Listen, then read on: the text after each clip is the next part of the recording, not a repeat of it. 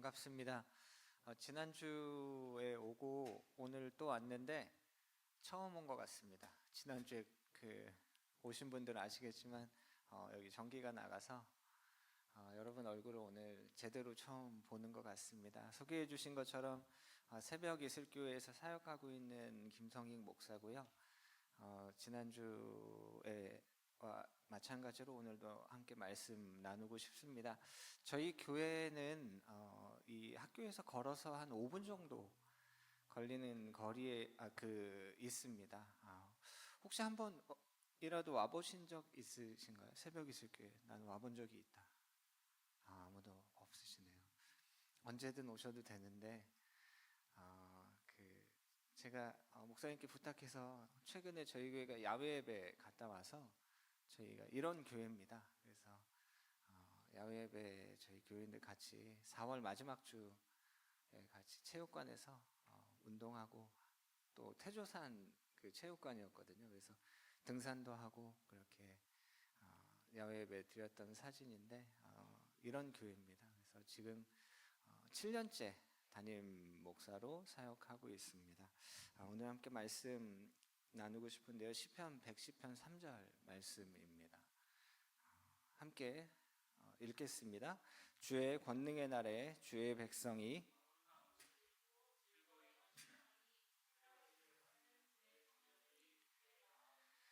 아멘. 성경을 보면 이제 새벽 이슬이라는 단어가 나오는 말씀 구절은 이 시편 110편 3절입니다. 하나님께서 이제 주의 청년, 예전에 한동안 새벽 이슬 같은 주의 청년이라는 이 찬양이 많이 불려졌던 때가 있습니다. 지금은 되게 옛날 찬양 같은데, 저희 교회가 올해가 이제 23년 됐는데, 이제 다음 주 주일날 저희가 창립 예배를 드리거든요.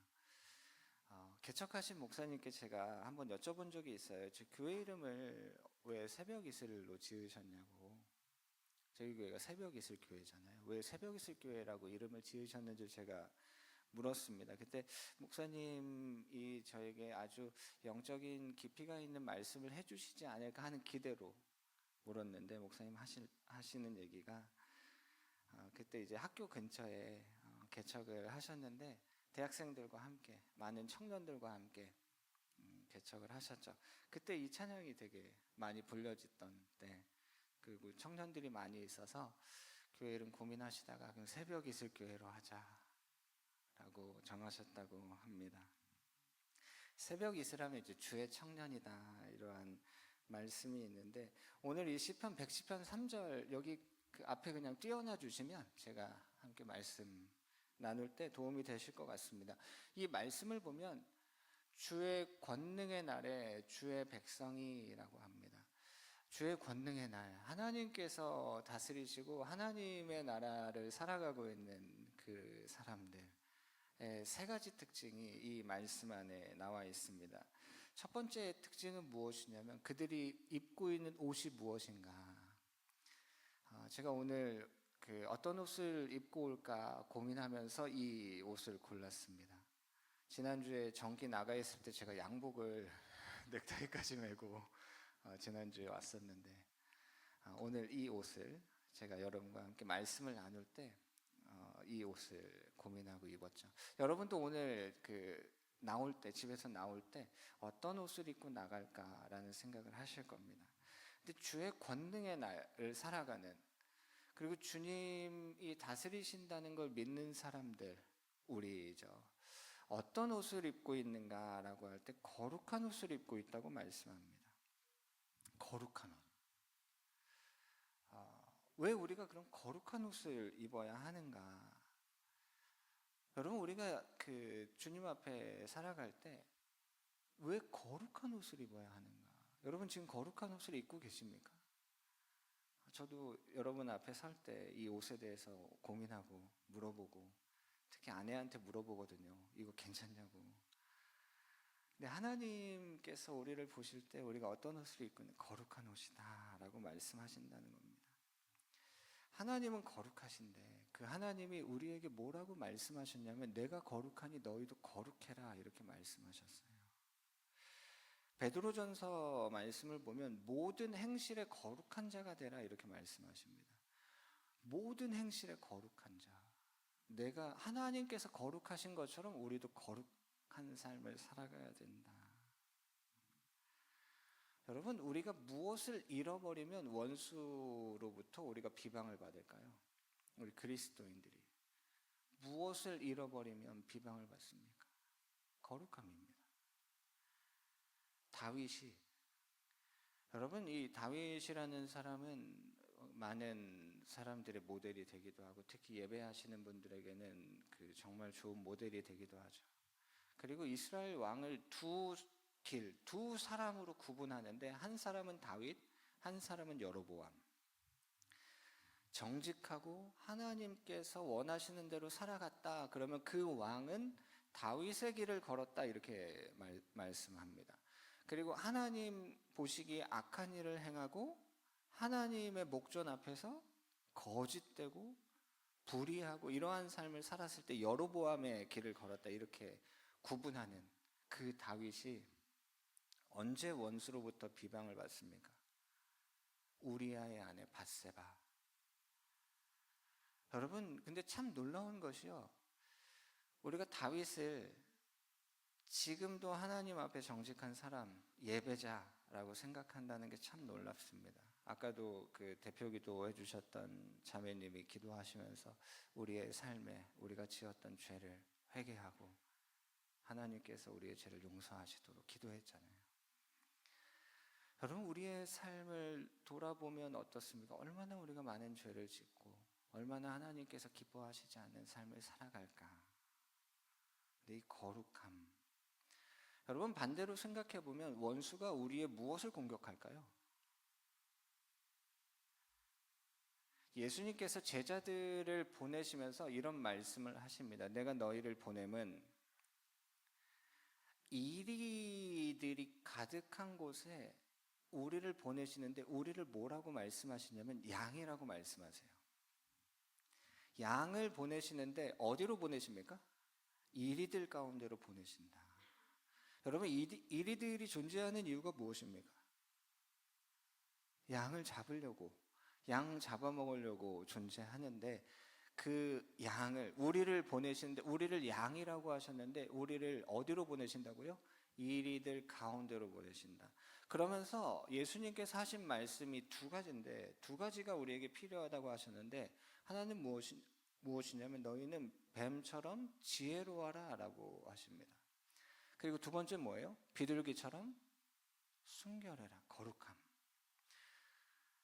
그러니까 이 이리들이 가득한 이러한 삶 가운데 양으로 살아가는 건데, 여러분 예수님께서 우리를 보내시면서 미안하다, 내가 너희를 보내는데 이리들 가운데로 보낸다, 잘 피해서 살아라. 그러다가 이리한테 죽으면 좋은 거 아니냐, 나 빨리 만나서 좋은 거 아니냐라고 만약에 하나님이 여러분한테 그렇게 말씀하시면 여러분, 우리가 그 하나님을 어떻게 믿고 어떻게 신뢰하고 그 하나님 따라갑니까? 이리들 가운데 있는 이 양은 어떤 양이냐면 슈퍼 양인데 우리는 그 히어로물을 잘 알기 때문에 이 두 가지 뭐예요? 지혜와 순결이라는 무기로 이 가운데서 승리한다는 겁니다. 여러분, 지혜는 어떻게 하면 우리가 얻을 수 있습니까? 지혜는 어떻게 하면 얻을 수 있어요? 구하면 주십니다. 너희 중에 지혜가 부족하거든 후히 주시고 꾸짖지 않으시는 하나님께 구해라. 그러면 주실 거다. 여러분, 지혜가 필요하십니까? 그럼 어떻게 하면 된다고요? 구해라. 별로 안 구하시는 것 같은데 별로 필요 없다고. 제가 하나님의 지혜를 생각할 때 좋아하는 말씀이 어디냐면 기드온에 대한 말씀이에요. 여러분, 기드온 아세요? 기드온 하면 몇 명의 용사예요? 300명의 용사입니다. 기드온의 300용사가 몇 명과 싸워야 되는지 아세요? 미디안 13만 5천 명입니다. 여러분, 적군의 숫자가 13만 5천 명이에요. 그러면 이스라엘 백성들, 기드온이 이제 300명과 함께 13만 5천 명과 이제 전쟁을 해야 되는데 처음부터 300명은 아니었습니다. 이스라엘 백성들, 이제 전쟁에 나가야 되는 이스라엘 백성들이 모였는데 몇 명이 모였냐면 3만 2천 명이 모였어요. 이스라엘 3만 2천 명, 적군 미디안은 13만 5천 명. 1대 몇으로 싸워야 됩니까? 제가 지난주에도 산수에 대해서 한번 여쭤봤었는데 3만 2천 명, 13만 5천 명. 한 4명에서 5명. 그러니까 1대 4나 1대 5 정도의 싸움이에요. 여러분 할만합니까? 어때요? 근데 여러분 생각해야 되는 게 뭐냐면 이게 전쟁이에요. 전쟁. 내가 죽이거나 적이 나를 죽여야 되는 그러한 전쟁이에요. 여러분 여기에 계신 그 형제님 중에 한 5분이 일어나서 저랑 싸우면 누가 이길까요? 5명이에요? 너무 저기 쉽게 얘기하시는데 제가 그렇게 쉬워 보이십니까? 제가 지겠죠. 저기 이렇게 표정들 보니까 제가 질 것 같아요. 진짜 한쪽 편이 죽을 때까지 싸워야 되는 전쟁이라면 여기에서 5명의 형제가 저한테 죽자고 달려들면 제가 죽겠죠. 그런데 하나님이 기드온에게 뭐라고 말씀하셨냐면 너무 많다는 거예요. 누가 많아요? 13만 5천 명이 훨씬 많아요. 근데 3만 2천 명이 모였는데 너무 많다는 겁니다. 그래서 기드온이 어떻게 얘기하냐면 그 이스라엘은 이게 법이잖아요. 여기 형제님들도 군대 갔다 오신 분도 계실 거고 군대 가셔야 되는 분도 계실 텐데 이게 법이잖아요. 그러니까 이 군인으로 이제 모집이 된 거예요. 어쩔 수 없이. 근데 기드온이 얘기하는 겁니다. 뭐라고 얘기하냐면 너희들 어쩔 수 없이 모였지만 너희들 중에 두려워하는 자들이 있느냐? 집으로 돌아가도 괜찮다라고 하니까 몇 명이 돌아가요? 2만 2천 명이 돌아갑니다. 몇 명이 남았어요? 10,000명. 적군은 13만 5천 명. 이건 좀 쉽죠? 아까 3만 2천보다. 그러니까 1대 13이나 1대 14 정도의 싸움. 누가 이겨요? 여러분 지금같이 이렇게 버튼을 누르면 뭐 미사일이 날아가는 전쟁이 아니라 서로 찔러야 되고 서로 부딪혀야 되는 그러한 전쟁입니다. 그런데 하나님이 이제 10,000명이 남아있는데 기드온에게 하나님이 뭐라고 말씀하세요? 너무 많대요. 이 전쟁에서 이기면 너희들의 힘이 세서 이겼다고 말할 거라는 거예요. 근데 여러분 제가 이 말씀을 보면서 이 10,000명을 우습게 보면 안 되는 게 이들은 누구예요? 두려워하지 않는 자들입니다. 내가 하나님을 위해서 이 미디안과의 전쟁에 내 목숨을 걸고 내가 싸우겠다 두려워하지 않았던 사람들이 10,000명이에요. 근데 하나님이 이제 그 물을 마시라고 하십니다. 제가 이 말씀을 보면서도 참 은혜가 됐는데 하나님이 누군가를 이제 택하시는 기준이 시험 성적이라면 어떨까요? 여러분 대학생들이시니까 영어를 어느 정도 하는지 여러 가지 어떠한 자격증이 얼마나 많은지 얼마나 능력이 큰지를 기준 삼아서 300명을 택하셨다면 여기에서 그 300명 안에 드실 수 있는 분 계세요? 계실 수도 있고 안 계실 수도 있어요. 그런데 그것은 어떤 나의 능력의 문제인 것 같은데 이 기드온의 300명의 용사라고 우리가 부르는 이들을 구분하신 기준이 뭐예요? 물 마시래요. 여러분 중에 물 못 마시는 분 있으세요? 제가 이게 너무 감사한 거예요. 하나님 앞에 물을 마셔라. 근데 여러분 우리가 물을 마시면 몇 가지의 방법으로 물을 마실까요? 그렇죠. 수도 없는 방법으로 각자 먹고 싶은 대로 먹겠죠. 컵에 따라 먹으라고 해도 그렇게 컵에 안 따라 먹고 이렇게 드시는 분들도 계시잖아요. 근데 10,000명이 이제 물을 마시러 갔는데 어떻게 나눠져요? 300명과 9,700명으로 나눠져요. 근데 아까 말씀드린 것처럼 이 9,700명은 누구예요? 두려워하지 않았던 사람들이에요. 근데 하나님이 적은 편을 택하시지 않았을까라는 생각을 해봅니다. 그냥 300명을 택하셨어요. 여러분, 그럼 이 300명은 누굽니까? 자살 특공대죠. 왜요? 적군이 몇 명이에요? 13만 5천 명이에요. 1대 450의 싸움입니다. 여러분, 1대 450의 싸움을 어떻게 합니까? 여러분 생각해 보세요. 지금 하나님의 지혜에 대해서 제가 생각할 때 이 기도원의 이 말씀을 좋아한다고 말씀드렸잖아요. 하나님의 지혜.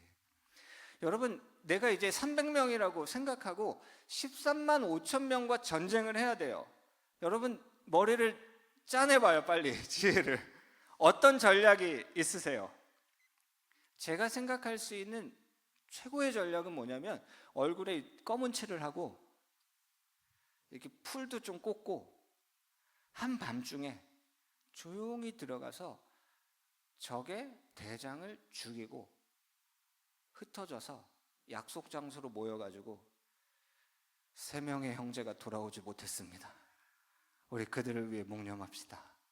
그리고 또 검은 칠하고 게릴라전. 여러분, 300명으로 어떻게 13만 5천 명을 이겨요? 대낮에 벌판에서 붙자 하면 어떻게 그 전쟁을 어떻게 해요? 그러니까 제가 생각할 수 있는, 그래도 싸워야 되니까, 두려워하지 않는 자니까, 13만 5천 명과 전쟁을 해야 되니까, 그러한 전략, 그러한 지혜가 제가 짜낼 수 있는 가장 최고의 지혜겠죠. 근데 하나님이 기드온에게 뭐라고 말씀하셨냐면, 이게 참 놀라운데, 이제 밤중에 들어가는 겁니다. 그런데 여기에 뭘 차고 들어가라고 하셨냐면, 나팔을 차고 들어가래요. 여러분, 내가 이제 적진으로 들어가야 되면 여기에 뭘 차겠어요? 당연히 칼을 차야죠. 그런데 여기에 나팔을 가지고 가래요. 그리고 여러분, 한밤중에 들어가면 얼굴에 검은 칠을 하고 조용히 들어가야 되는데 뭘 가지고 들어가래요? 횃불을 가지고 들어가래요. 밤중에. 그리고 항아리에 이렇게 횃불 숨겨가지고 적진으로 들어가라는 거예요. 뭐 하라는 거예요? 죽으라는 거예요. 이리들 가운데에 양을 집어 던져놓고 알아서 잘 살아남아라, 이런 거잖아요. 근데 이들이 어떻게 해요? 그대로 합니다. 왜요? 이들은 두려워하지 않는 자예요. 9,700명도 두려워하지 않는 자입니다. 이들이 들어가서 하나님이 기드온에게 주신 이 전략, 이 지혜가 뭐예요? 항아리 300개를 동시에 깨트리라는 겁니다. 어떠한 일이 일어납니까? 여러분, 지금 미디안 군인들이요, 캠핑 왔어요? 아니에요. 전쟁을 하러 왔어요. 여러분, 전쟁의 상황에 내가 텐트 안에서 자고 있는데 밖에서 나뭇가지 부러지는 바스락 소리만 나도 깰까요? 안 깰까요? 당연히 깨죠. 왜요? 내가 죽이던가 내가 죽던가 초긴장 상태로 있는 겁니다. 그런데 항아리 300개가 한밤중에 깨지는 거예요. 그러면 어떻게 돼요? 동시에 깰 수밖에 없어요. 그 큰 소리. 그리고 밖에서 무슨 소리가 들려요? 나팔 소리가 들립니다. 나팔 소리가 뭐예요? 적들이 쳐들어왔다. 여러분, 그러면 여러분들이 미디안 군인의 입장이라면 뭘 들고 나가시겠어요? 예, 그렇죠. 옆에 있는 칼을 들고 나갑니다. 나갔더니 뭐가 보여요? 횃불 300개가 보여요. 그리고 그들이 뭐 하고 있어요? 그들이 나팔을 불고 있어요. 그러면 우리 편으로 보일까요? 적으로 보일까요? 우리 편으로 보입니다. 그런데 저쪽에서 껌껌한 데서 어떤 놈이 나한테 칼 들고 달려와요. 그러면 우리 편으로 보일까요? 적으로 보일까요? 적으로 보입니다. 거기에서 미디안 군인들이 자기들끼리 찔러서 12만 명이 죽습니다. 12만 명이 죽는 동안 300명은 뭐 하고 있었어요? 막 여기서 이렇게 자기들끼리 찔러 죽이는데 횃불 들고 여기서 12만 명이 죽어요. 그리고 나머지 15,000명은 나중에 쫓아가서 죽입니다. 이게 하나님의 지혜예요. 받고 싶으신 분. 뭐 하면 주신다고요? 구하면 주신다고요. 구하면 주신다고요. 안 구할 사람이 누가 있겠어요? 당연히 구해야죠. 이러한 지혜를 주시는데, 너희는 뱀처럼 지혜롭고 비둘기처럼 순결해라. 순결은 어떻게 하면 주어집니까? 순결은 어떻게 하면 주어져요? 싸울 때 주어집니다. 히브리서 말씀을 보면 너희가 죄와 싸우되 아직 피 흘리기까지 싸우지 않는구나. 여러분, 왜 싸웁니까? 그냥 쳐다봐서 기분 나빠서 싸우는 그런 거 말고요. 그냥 눈 마주쳐서 싸운다 이런 싸움 말고, 여러분, 우리가 왜 싸웁니까? 여러분, 싸움 잘 안 하시는 것 같은데. 여러분, 우리가 어떨 때 싸웁니까? 엄마 욕하면 싸우죠. 죄송해요. 두 분이 너무 여기 앞에 앉으셔서 제가 시선이 계속 두 분한테 가는데, 엄마 욕하면 싸우죠. 왜 싸워요? 이걸 제가 준비한 말씀으로 표현해 보면, 내가 나보다 가치 있다고 생각하는 게 공격을 받으면 내가 싸워요. 엄마를 욕했어요. 그래서 싸워요. 제가 결혼했거든요. 아내와 저에게는 3명의 딸이 있습니다. 여기 제 아내랑 3명의 딸이 있는데, 저쪽에서 어떤 강도가 칼을 들고 저희 가족들을 향해서 달려오고 있어요. 제가 여기에서 보고 있고 그걸. 그럼 제가 어떻게 할까요? 빨리 도망치라고 하고 저도 딴 데로 도망칩니까? 아니요. 제가 싸워요. 어떻게 싸워요? 피 흘리기까지 싸웁니다. 왜요? 내가 내 생명보다 더 가치 있다고 생각하는 걸 지키기 위해서 싸우는 거예요. 여러분, 순결이 가치가 있습니까? 그러니까 이게 가치 있다고 생각하는 사람이 싸운다고요. 이걸 지키기 위해서. 너희는 뱀처럼 지혜롭고 비둘기처럼 순결해라. 지혜는 어떻게 하면 주신다고요? 구하면 주십니다. 순결은 싸울 때 주어집니다. 하나님의 나라를 품고 주의 권능의 나라를 살아가는 이 청년들은 어떤 옷을 입고 있어요? 거룩한 옷을 입고 있습니다. 싸우는 겁니다. 여러분, 제가 성경 인물 중에 다니엘을 참 좋아하는데, 다니엘에서 1장 8절을 보면 이런 말씀이 있어요. 다니엘이 뜻을 정하여 자기를 더럽히지 않기 위해서 왕이 주는 포도주와 음식을 먹지 않기로 결정합니다. 다니엘이 뭘 정해요? 뜻을 정합니다. 뭘 먹지 않습니까? 왕이 주는 포도주와 왕이 주는 음식을 먹지 않겠다. 왜요? 그걸 먹으면 어떻게 된다고요? 내가 더러워진다. 여러분, 다니엘이 정한 이 뜻이 자기의 뭘 걸고 정한 뜻인지 아세요? 목숨을 걸고 정한 뜻입니다. 다니엘은 포로예요. 포로가 왕이 뭐를 주면 그냥 그대로 해야 됩니다. 거기에 자기가 다른 토를 달면 안 돼요. 여러분, 제가 이 음식에 관련된 게 왜 목숨을 걸고 한 거라고 말씀을 드리냐면, 여러분이 내일 아침에 집에서 엄마가 아침에 너 공부하러 가는데 힘내야 되니까 밥 먹고 가 하면서 새벽에 일어나서 아침밥을 막 준비해 주셨다고 생각해 보세요. 여기 혹시 결혼하신 분 있으세요? 결혼하신 분? 없으시면, 네, 제가 결혼했잖아요. 저희 아내가 저를 위해서 음식을 1시간, 2시간 해서 막 해서 음식을 딱 준비해 줬어요. 여러분, 어머니가 음식을 준비해 준 것처럼. 근데 딱 얘기하는 거예요. 더러워. 이거 먹으면 나 더러워져. 그럼 어떻게 돼요? 목숨을 건 거잖아요. 그렇죠? 다니엘이 지금 왕에게 뭐라고 얘기해요? 왕이 나에게 준 이 음식을 내가 먹으면 더러워. 내가 더러워져. 여러분, 이 얘기를 왕이 들으면 어떻게 생각할까요? 내가 준 음식이 더러워? 내가 만든 게 더러워? 내가 더러워? 하면 뭐예요? 죽이는 거예요. 여러분, 이 거룩함과 순결이 정말로 내 목숨보다 가치 있습니까? 그렇게 생각하는 사람은 이걸 지키기 위해서 피 흘리기까지 싸울 겁니다. 근데 여러분, 하나님 뭐라고 하세요?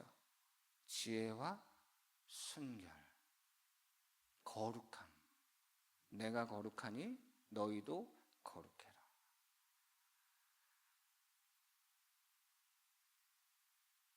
여러분, 지혜는 구하면 주십니다. 내 순결은 우리가 싸워야 됩니다. 지키기 위해서. 그런데 하나님 나라를, 주의 권능의 날을 살아가는 이 사람들은 거룩한 옷을 입고 있다. 두 번째, 말씀에 어떻게 나와 있습니까? 즐거이 헌신한다. 여러분, 헌신이 뭐예요? 헌신이 뭡니까? 여러분들도 다 헌신하신 분들이잖아요. 그렇죠? 아까도 계속 여러 번 말씀하셨지만 비 오는 날, 그리고 휴일이었는데 여기에 와서 앉아있다. 여기에 그 선교단체에서 훈련받고 사역하시는 분들도 계실 텐데, 또 그 예배팀으로 섬기시고 여러 가지 여러분들 헌신하잖아요. 헌신. 여러분, 이 헌신이라는 이 단어에 이런 게 어쩌면 조금 더 어울릴 수 있어요. 억지로라도 헌신하니. 그렇잖아요. 억지로라도 헌신하니. 근데 이 말씀에 어떻게 기록되어 있어요? 즐거이 헌신한대. 여러분, 즐거이 헌신하고 계십니까? 여러분, 이 주의 권능의 날을 살아가고 있는 주의 백성들은 거룩한 옷을 입고 헌신하는데 어떻게 헌신해요? 즐거이 헌신한다는 겁니다. 여러분들과 함께 예배하다 보니까 저도 제 대학 생활이 생각났어요. 저는 그 98년도, 제가 98학번인데 98년도에 여기 나사렛대에 입학했습니다. 그래서 제가 대학 4년의 생활을 하면서 저는 예수전도단이라는 그 선교단체에서 훈련을 받았는데, 제가 대학 4년 동안 6학기, 6학기를 리더로 섬겼어요.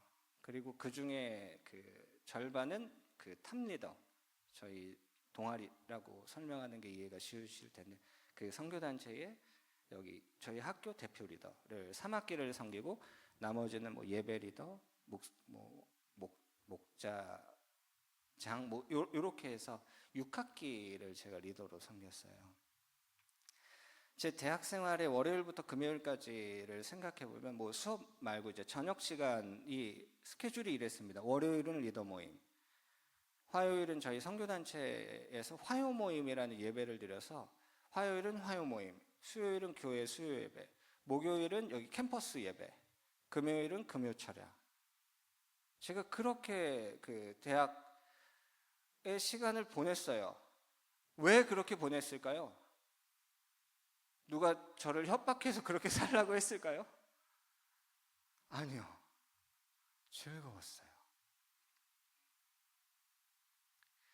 제가 수요 예배와 금요 예배는 서울로 갔어요. 제가 제 모교회가 서울이어서 그땐 지하철 없었습니다. 기차 타고 갔어요. 억지로가 아니라 제 즐거이 살았습니다. 한 번은 외국에 유학 갔던 친구가 온다는 거예요. 월요일 날 저녁에. 그때 리더 모임이 있는데 제가 두렵고 떨리는 마음에 간사님께 전화를 했습니다. 간사님, 오늘 모임이 있는데 오늘 아니면 만날 수 없는 동기가 외국에서 온다고 합니다. 맞나? 허락을 받았어요. 월요일 날 제가 정확히 기억해요. 월요일 저녁 6시 30분에 저 정남수 기념관 그 계단에서 해가 지는 노을을 보는데 내가 이 광경을 처음 보는 것 같은 거예요. 왜 저녁 시간에는 어딘가에 들어가서 제가 예배를 드리고 있었으니까 월요일 저녁 6시 30분에 그 동기를 기다리면서 해가 저쪽에서 지는 그 학교를 바라보는데 왜 이렇게 아름다운지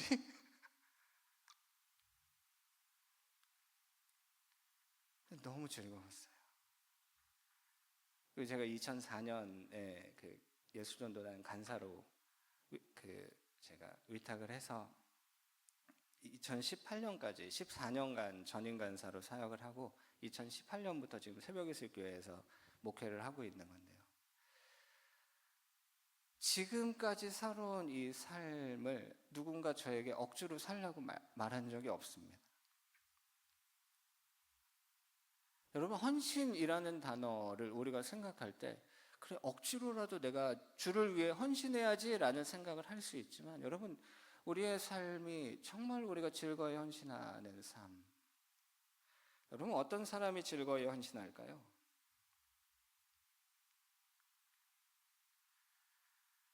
어떤 사람이 즐거이 헌신할 수 있습니까? 우리의 소망을 하나님께 두기 때문입니다.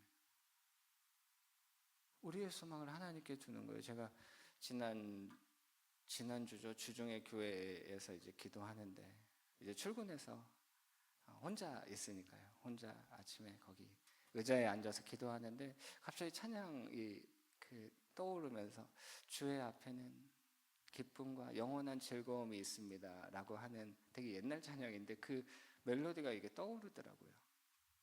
주의 앞에는 기쁨이 있고 주의 앞에는 영원한 즐거움이 있다. 근데 그게 제 마음에 이렇게 다가오면서, 여러분과 저도 마찬가지입니다. 지금을 막 이렇게 열심히 살잖아요. 치열하게 살잖아요. 우리의 삶의 정말 순간에 삶을 위해서 우리가 이렇게 열심히 살아가는데 정말로 주님께 있는 그 기쁨, 영원한 즐거움을 내가 얼마나 품고 살아가고 있는가. 예수님이 십자가를 지셨습니다. 왜 십자가를 지셨습니까? 히브리서 12장 1절 2절을 보면 이러므로 우리에게 구름같이 둘러싼 허다한 증인들이 있다. 여러분, 지금 여러분들이 살아가고 있는 이 삶이요, 그 앞서 나갔던 많은 선배들, 증인들이 있다. 성경에 정말로 많이 기록되어 있습니다. 모든 무거운 것과 얽매이기 쉬운 죄를 벗어버리고 인내로서 우리 앞에 당한 경주를 해라. 그리고 2절에 믿음의 주요 또 온전하게 하시는 이인 예수를 바라봐라. 그는 그 앞에 있는 기쁨을 위하여 십자가를 참으신 거다. 그냥 참으신 게 아니라 그 앞에 있는 기쁨, 소망을 보셨기 때문에 지금 나에게 찾아온 이 수고와 이 헌신이 즐거운 겁니다. 십자가를 참으셨고 부끄러움을 개의치 않으셨다. 그래서 하나님 보좌 우편에 앉으셨다. 여러분, 십자가의 고통에 대해서 우리가 많이 묵상합니다. 얼마나 이것이 힘든 겁니까? 근데 그 십자가를 참으셨다. 부끄러움, 여러분, 예수님이 당하신 부끄러움을 아십니까? 30대 초반에 성인 남자가 속옷까지 군인들이 자기 제비 뽑아서 자기가 갖겠다고 십자가에 달렸는데 속옷도 제비 뽑아서 누가 가질지, 여러분, 얼마나 수치스럽고 얼마나 부끄럽습니까? 그런데 이 수치와 이 부끄러움까지도 그 앞에 있는 기쁨을 위해 참으셨다. 도리어 이게 즐거운 겁니다. 그러면 제가 성경에 좋아하는 인물 중에 갈렙이라는 사람이 있는데, 여러분 갈렙 좋아하시죠? 갈렙이 했던 말 중에 이 산지를 내게 달라는 말이 있습니다. 그 말을 한 갈렙의 그때 당시의 나이가 85세입니다. 이스라엘 백성들이 이제 가나안 40년을 지나고 나서 그 광야 40년을 지나고 나서 가나안에 들어왔잖아요. 가나안에서 이제 전쟁을 합니다. 이 정복 전쟁을 하는데 5년의 시간이 걸려요. 그래서 갈렙이 지금 이제 85세가 된 겁니다. 이제 여호수아가 이제 땅을 분배해주고 있는, 지파마다 땅을 분배해주고 있는 그때에 갈렙이 나와서 하는 얘기가 뭐냐면, 내가 땅을 받고 싶은데 어떤 땅을 받고 싶다고 얘기하냐면 저 산지, 헤브론 산지를 갖고 싶다고 얘기하는 겁니다. 헤브론 산지는 아직 정복되지 않는 데입니다. 근데 여러분, 지금 이 여호수아 이 14장에 나오는 이 말씀인데, 이 전에 어떤 말씀이 기록되어 있냐면 그 땅에 전쟁이 그쳤다. 그래서 땅을 분배해 주고 있는 장면 중에 갑자기 이게 등장하는 겁니다. 여러분, 갈렙이 누굽니까? 12명의 정탐꾼 중에 한 명입니다. 12명의 정탐꾼 누가 있어요? 여호수아, 갈렙, 나머지 10명. 예, 그렇죠. 나머지 10명. 그러니까 여호수아와 갈렙, 나머지 10명. 40일을 정탐하고 왔죠. 가나안 땅이 얼마나 좋은 땅입니까? 제가 참 궁금한 게, 성경을 보면 그 성인 남자 두 사람이 포도송이를 짊어지고 와요. 두 명이. 여러분 생각해 보세요. 두 명이 포도송이를 짊어지고 오는데 우리가 먹는 포도송이가 달려 있으면 얼마나 그게 코미디입니까?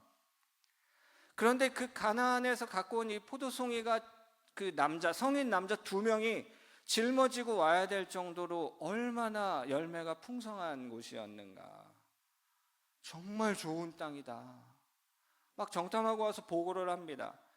그런데 갑자기 이상한 얘기를 합니다. 그런데 거기에 살고 있는 그 사람들을 보니까 그들은 거인들이고 우리는 메뚜기다라고 할 때 그 거인들이 누굽니까? 그 헤브론에 있는 아낙 자손들, 그들이 거인 족속이거든요.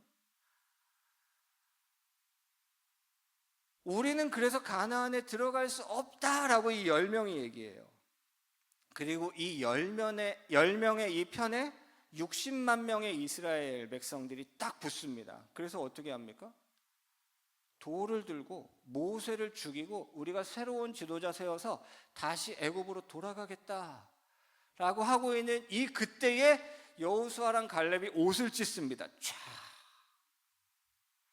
다 주목하죠. 이 여호수아 갈렙이 뭐라고 합니까? 그래, 그들이 거인인 거 맞다. 그들이 강한 거 맞다. 하지만 하나님이 우리와 함께 하시면 그들은 우리의 밥이다. 여러분, 밥 먹고 오셨어요? 밥 먹을 때 두려움으로 밥을 먹는 분들이 있습니까? 내가 오늘 이 밥을 먹다가 이 밥이 날 죽이지 않을까 막 두려움 가운데 밥을 먹는 사람 없습니다. 그들은 우리의 밥이다. 여러분, 이 정도 되면 거기에서 이제 눈물 흘리고 무릎 꿇고 회개하는 그러한 일이 일어나야 되는데, 이스라엘 백성들이 모세를 향해 돌을 들었던 걸 이제 세 사람을 다 죽이겠다고 하는 겁니다. 그때 하나님이 나타나셔서 땅 가르시고 거기에 빠져 죽고 막 하나님 정리하시거든요. 그리고 그때 어떤 말씀을 하시냐면, 여호수아와 갈렙을 제외하고 그 시간에 20살 이상의 사람들이 지금 그 결정을 하고 있거든요. 20살 이상의 사람들은 가나안으로 들어갈 수 없다고 결정하세요. 그리고 그 당시에 20살 미만의 사람들. 그래서 광야 40년을 도는 동안 그 민수기 13장에 나오는 이 정탐의 이 사건 때 이러한 그 반응들을 했던 사람들이 40년 동안 광야에서 다 죽습니다. 그리고 가나안에 들어갑니다. 그리고 정복 전쟁을 하는데 5년이 지났습니다. 여러분, 갈렙의 나이가 85세거든요. 그게 성경에 적혀 있어요. 그럼 갈렙보다 바로 밑에 가장 나이 많은 사람이 몇 살일까요? 65세입니다. 왜냐하면 이때 20살 미만의 사람들만 가나안에 들어갔기 때문에. 이스라엘 백성들 중에 남자 중에 지금 가장 나이가 많은 사람이 여호수아와 갈렙을 제외하면 65세예요. 갈렙은 85세. 그리고 여러분, 갈렙이요, 이 전쟁을 할 때 가장 앞에서 전쟁을 했던 사람이기 때문에 어떤 사람도 갈렙이 나 지금 땅 나눠주고 있을 때 나 저기 제일 좋은 저 평야, 우리 지파가 저기를 갖겠다라고 하면 여호수아와 다른 이스라엘 백성들이 뭐라고 얘기할까요? 당연하죠. 갈렙은 당연히 저기를 먼저 가셔야죠. 여러분, 그래도 아무도 말할 수 없는 그 사람, 그렇게 헌신했던 사람이 갈렙인데, 그 갈렙이 지금 정복전쟁이 끝나고 땅을 나눠주고 있는 이때에 달라고 하는 데가 어디예요? 저 산지를 달라는 거예요.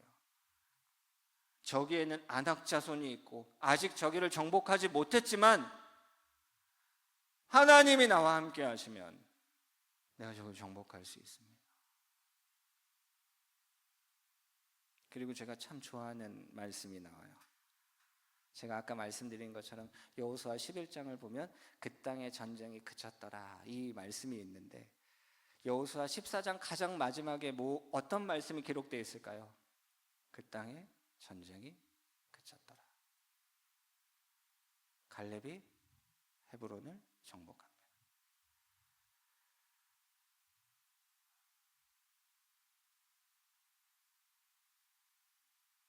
저는 올해 46인데 아직 85세가 되려면 멀었거든요. 갈렙은 그 85세에도 가장 어려운 곳을 자기에게 달라고 얘기합니다. 왜요? 그 앞에 있는 즐거움, 하나님께 소망을 두고 하나님께 받을 그 칭찬, 주의 권능의 날을 살아가는 그 주의 백성들은 거룩한 옷을 입고 즐거이 헌신합니다.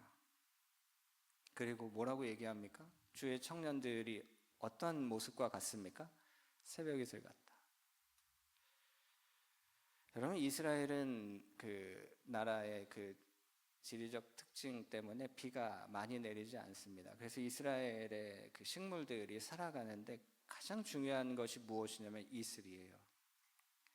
그래서 시편 133편 3절을 보면 헐몬의 이슬이 시온의 산에 내린 같이, 이러한 말씀이 있죠. 그러니까 이 이스라엘에는 이슬이 참 중요한 겁니다. 여러분, 혹시 그 어제 새벽에 주무시다가 이슬 소리 때문에 시끄러워서 잠에서 깨신 분 있으세요? 지금 밖에 비 내리잖아요. 빗소리 때문에는 가끔 너무 비가 요란하게 내리면 빗소리 때문에 잠에서 깰 때도 있습니다. 막 번개도 치고. 근데 여러분, 이슬이 맺히는 소리 때문에 너무 시끄러워서 잠에서 깨신 분 있으십니까? 그럼 정말 너무 예민하신 분이거든요.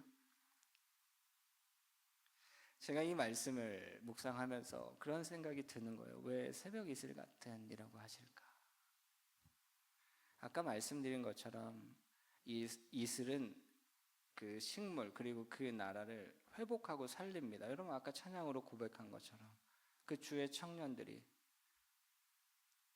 그 복음을 들고 이 땅을 나아가는 그 이유가 무엇입니까? 정복하려고 하는 이유가 무엇입니까? 복음을 전하려고 하는 이유가 무엇입니까? 살리는 거예요. 회복하고. 새벽 이슬은 그 주변을 살립니다. 그 주변을 회복합니다. 그런데 어때요? 요란하지 않습니다. 자기를 드러내지 않습니다. 너무 조용해요. 비는 요란히 내리죠. 이슬은 조용히 맺힙니다. 그리고 회복하고 살립니다. 나를 나타내지 않습니다. 자기를 자랑하지 않습니다. 그게 이슬이에요. 새벽 이슬. 여러분, 우리가 그러한 사람 되기를 원합니다. 주의 권능의 날에 주의 백성이 거룩한 옷을 입고 즐거이 헌신하니 새벽 이슬 같은 주의 청년들이 주님께 나온다. 이 자리에 계신 분들, 여러분, 우리가 하나님의 지혜를 참 잘 구합니다. 왜냐하면 지혜를 구하는 이유가 무엇이냐면 화려하기 때문입니다. 있어 보입니다. 거룩함, 순결, 좀 고리타분해 보이기도 하고, 언제적 얘기하는 거야? 그게 진짜 가치 있는 거야. 근데 여러분, 하나님 나라에, 하나님의 큰 집에는 여러 그릇이 있습니다. 금그릇도 있고 은그릇도 있고 나무 그릇도 있고 질그릇도 있습니다. 그렇죠. 사람마다 다릅니다. 잘하는 것이 다르죠. 그런데 하나님께서 사용하시는 그릇은 어떤 그릇입니까? 깨끗한 그릇이다. 여러분, 생각해 보세요. 여러분들이 알고 있는 각 기관이나 단체나 어떠한 종류든 다 생각해 보세요. 거룩함을 잃어버리면 기능을 못하는 곳이 있습니까? 여기 학생분들이니까 학교를 위해서 많이 기도하시잖아요. 학교 여러 문제가 있죠. 거룩함을 잃어버렸다고 이 학교가 갑자기 기능을 멈춥니까? 여러분, 거룩함을 잃어버리면 기능을 할 수 없는 곳이 딱 한 군데 있습니다. 거기가 어디입니까? 교회입니다. 와, 이 교회 너무 좋다. 근데 거룩하지가 않아요. 그러면 정말 끔찍한 곳입니다. 거룩함을 잃어버린 교회에 여러분들의 자녀를 보내고 싶으십니까? 거룩함을 잃어버린 교회에 아직 예수님을 만나보지 못한 그 새로운 사람이 그 교회에 간다고 생각해 보세요. 얼마나 끔찍합니까? 거룩함을 잃어버리면 기능을 할 수 없는 곳은 교회입니다. 우리가 교회예요. 성령께서 거하시는 하나님의 성전, 교회입니다. 우리가 거룩함을 잃어버리면, 깨끗함을 잃어버리면 하나님은 우리가 아무리 뛰어나도 절대로 우리를 쓰시지 않습니다. 하나님이 사용하시는 그릇은 깨끗한 그릇이다. 여러분, 우리가 거룩한 옷을 입어야 됩니다. 그리고 여러분, 우리의 소망을 하나님께 두시고, 지금 여러분들의 수고와 헌신이 정말 하나님께서 귀하게 받고 계십니다. 그 여러분, 내 삶 하나면 어떻게 하면 잘 될까? 그것은 주님 원하시는 삶이 아닙니다. 새벽 이슬처럼 주변을 회복하고 내 주변에 있는 사람들을 함께 살리고 그 사람들과 함께 가는 것, 그것이 하나님이 우리에게 원하시는, 기뻐하시는 삶입니다. 이 시간 함께 기도하고 싶은데요, 아까도 말씀드렸지만 우리는 가치 있는 것을 지킵니다. 지키기 위해 싸웁니다. 목숨 걸고 내가 지킬 만한 가치가 무엇이 있는가? 하나님이 우리의 정말 목숨을 걸고 지키길 원하시는 정말로 그 가치 있는 것을 말씀하셨는데, 그것이 무엇이냐면 거룩함입니다. 그런데 때로는 그러한 생각이 들 때가 있습니다. 나는 이미 그것을 잃어버린 것 같은데, 나는 이제 어떻게 할 수 없는 건가? 근데 아까도 잠깐 말씀드렸지만 다윗은 우리아의 아내 밧세바와 동침하면서 그 거룩함을 잃어버립니다. 그리고 나단 선지자가 다윗에게 와서 당신이 하나님을 우습게 여기고 하나님의 말씀을 버렸다. 그래서 하나님도 당신을 버리셨다. 라는 이야기를 다윗에게 합니다. 그때 다윗이 했던 고백이 시편 51편에 나오는데 이렇게 얘기합니다. 나를 주님 앞에서 멀리하지 마시고 주의 성령을 나에게서 거두지 마시옵소서. 나는 주님 없이는 살 수 없습니다. 근데 여러분, 이와 똑같은 얘기를 사무엘 선지자가 사울 왕에게 와서 했습니다. 당신이 하나님을 우습게 여기고 하나님의 말씀을 버렸다. 그래서 하나님이 당신을 버리신다. 사울 왕이 이렇게 얘기합니다. 괜찮다. 나 하나님 없어도 된다. 근데 사람들 앞에서는 나를 높여야 된다. 그게 사울의 선택이었습니다. 근데 다윗은 어떻게 선택합니까? 내가 가지고 있는 나의 이 모든 것을 내가 다 잃어버려도 되지만 나는 하나님 없으면 안 된다. 하나님, 내 안에 정직한 영을 다시 새롭게 하시고 내가 주님 앞에 다시 회개하고 이 거룩함을 다시 회복하길 원합니다. 다시 나에게 이 거룩한 옷을 입혀주시옵소서. 예수 그리스도로 옷 입어라 라고 하나님 우리에게 말씀하십니다. 하나님, 제가 다시 이 거룩한 옷을 입고 살아가길 원합니다. 또 주님, 제가 수고하고 헌신하는 이 삶이 헛되지 않음을 믿습니다. 즐겁게 주님과 함께 동행하며 헌신하는 삶을 살길 원합니다. 나 혼자만 잘 되는 삶이 아니라 회복하고 주변을 살리고 도시를 살리고 나라를 회복하는 새벽 이슬 같은 그러한 청년으로 주님 앞에 내 삶을 드립니다. 우리 함께 기도하겠습니다. 하나님, 때로는 우리의 삶에 거룩함을 잃어버리고 하나님, 죄를 너무나 쉽게 선택할 때가 있습니다. 너희는 뱀처럼 지혜롭고 비둘기처럼 순결해라. 하나님, 우리가 이 이리들이 가득한 세상에서 주의 자녀로 주의 권능의 날을 살아가는 주의 백성으로 승리하는 삶이 이 지혜와 순결에 있는데, 하나님, 우리가 지혜만 구하면서 거룩함을 가볍게 여길 때가 있습니다. 하나님, 우리를 다시 예수 그리스도로 옷 입게 하시고 거룩한 옷 입게 하여 주시옵소서. 넘어지고 좌절하고 죄 가운데 절망하는 삶이 아니라 주의 보혈로 우리를 덮어주셔서 주님, 우리로 거룩한 옷을 입게 하셔서 주님 앞에 서게 하여 주시옵소서. 하나님, 우리의 삶의 수고와 헌신이 헛되지 않습니다. 주님, 우리 앞에 허다한 증인들이 있습니다. 믿음으로 살았던 수많은 증인들이 있습니다. 하나님, 우리도 이 믿음의 경주를 하길 원합니다. 믿음의 주여, 우리를 온전하게 하시는 이 예수님을 바라봅니다. 주님, 그 앞에 있는 기쁨과 소망을 위해서 지금의 이 어려움과 이 수고와 헌신을 주님 기쁘게 담당하셨습니다. 하나님, 우리의 삶에 맡겨주신 것들 하나님 기쁘고 즐겁게 하나님 헌신하게 하여 주시옵소서. 하나님, 독수리 날개쳐 올라감 같이 하나님 가볍게 하시고 새 힘을 주시고 하나님 다시 일어나게 하여 주시옵소서. 하나님, 새벽 이슬처럼 하나님 주변을 회복하고 살리고 치유하는 삶 되게 하여 주시옵소서.